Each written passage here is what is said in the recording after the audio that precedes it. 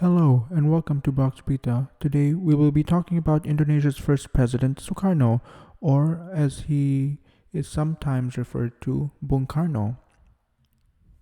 Sukarno was born on June 6, 1901, in Surabaya. He was the son of Raden Sukami Sosrodiharjo and of Ida Ayu Nyoman Rai. He was originally named Kusna Sosro, but after an illness, his name was changed into Sukarno, which was believed to bring more good fortune based on Javanese customs. He spent some time with his grandparents and with traditional Javanese mysticism, animism, and wayang. He then lived with the prominent leader of Sarekat Islam, Omar Said Jokro Aminoto. He married Jokro Aminoto's 16-year-old daughter, Siti Utari, when he was 20 years old. She was the first of Sukarno's 9 wives. Sukarno eventually graduated from the Institute of Technology Bandung with a degree in civil engineering. Sukarno's rise to prominence began when he wrote numerous articles to combine the Islamic and communist factions in colonial Indonesia's fractious political landscape. He made the Algamin Studi Club, which later reorganized themselves into the Partai Nasional Indonesia, or PNI. He became the first leader of PNI and pushed for the group to begin attracting a lot of followers and a lot of attention. This attention, however, led many of PNI's public meetings to be interrupted by the Dutch police. And because of PNI's pro-independence rhetoric, Sukarno was arrested in Bandung's Sukamiskin Dutch jail and sentenced there for approximately 2 years.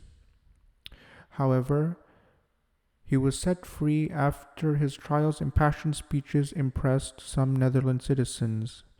He only spent approximately 1 year in jail. But while in prison, PNI split into Partai Indonesia, which favored a militant revolution, and Pendidikan Nasional Indonesia Baru, which favored a peaceful and civil revolution. After being released, Sukarno joined Partai Indonesia, but he was arrested again during a visit to Jakarta, and he was exiled for more than 8 years in 2 different locations, Flores and Sumatra. When the Japanese occupied the region, Sukarno greeted the Japanese as liberators, and the Japanese returned Sukarno from his exile. The Japanese made Sukarno chief advisor and propagandist. He supplied the Japanese with laborers, soldiers, and prostitutes, and pressed the government of Japan for Indonesia's independence. During this time, he became the head of Badan Penyelidikan Usaha-Usaha Persiapan Kemerdekaan Indonesia and outlined Pancasila in a famous speech.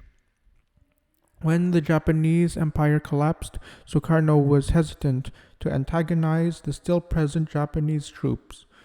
However, after being kidnapped by youth activists, Sukarno declared Indonesian independence on 17th August 1945. The Dutch tried to retake Indonesia between 1945 to 1949, which was the year when the Dutch formally recognized Indonesia as its own sovereign nation.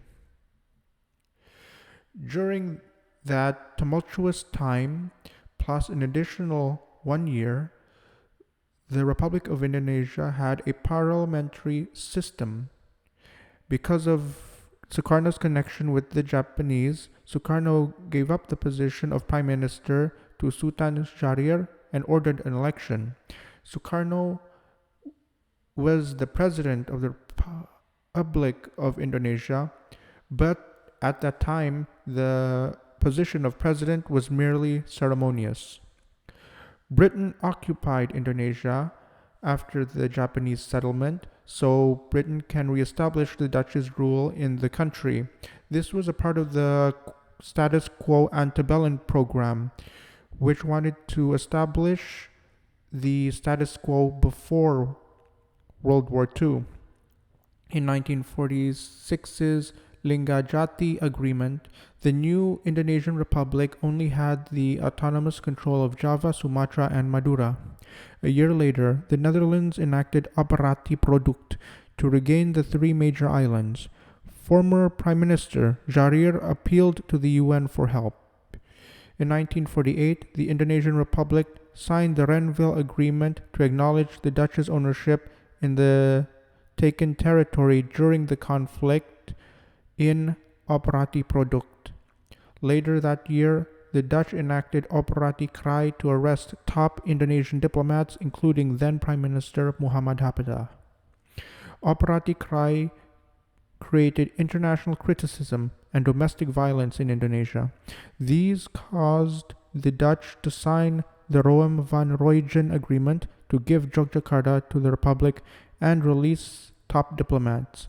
In late 1949, the Dutch formally gave control of all their islands to the Indonesian Republic. The Dutch royalty in 2020 even gave an apology to the Indonesian government for the Netherlands' excessive violence during these tumultuous years and these struggles. And a year after the conflict ended and the Netherlands recognizing Indonesia as its own independent sovereign nation, in 1950, Sukarno's role as president became monolithic as he dissolved the parliament and folded the prime minister role to further strengthen the president's role. He made a new parliament in which he appointed half of the representatives, and the new parliament handed him the title President for Life. He championed guided democracy and guided economy, and squashed the 1958 insurrections in Sumatra and Sulawesi by sending in naval and air forces. But there were massive instabilities in the economy as inflation, which raised the cost of living index to rise from 100 to 600,000 in a span of 9 years. And he expelled and nationalized several Dutch citizens' properties and companies, including the Royal Dutch Shell Oil Company. He imposed restrictions on ethnic Chinese ownership of land, took Indonesia out of the United Nations because of the UN support of Malaysia, and there were several assassination attempts. And finally, his era came to a close as he resigned and handed power to Suharto. He died at the age of 69 due to kidney failure on June 21st, 1970. According to a New York Times obituary on the former president, it says, "When I die, he, Sukarno, told his countrymen many times, 'Do not write in golden letters on my tomb, "Here lies His Excellency Dr.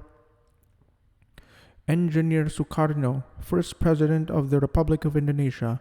Just write, "Here lies Bung, brother, Sukarno, tongue of the Indonesian people." Another description of himself, which he adopted from an American author, was used to open his autobiography. The simplest way to describe Sukarno is to say that he is a great lover. He loves his country, he loves his people, he loves his women, he loves art, and above all, he loves himself. This has been an overview of Sukarno, the first president of Indonesia's life. Thank you.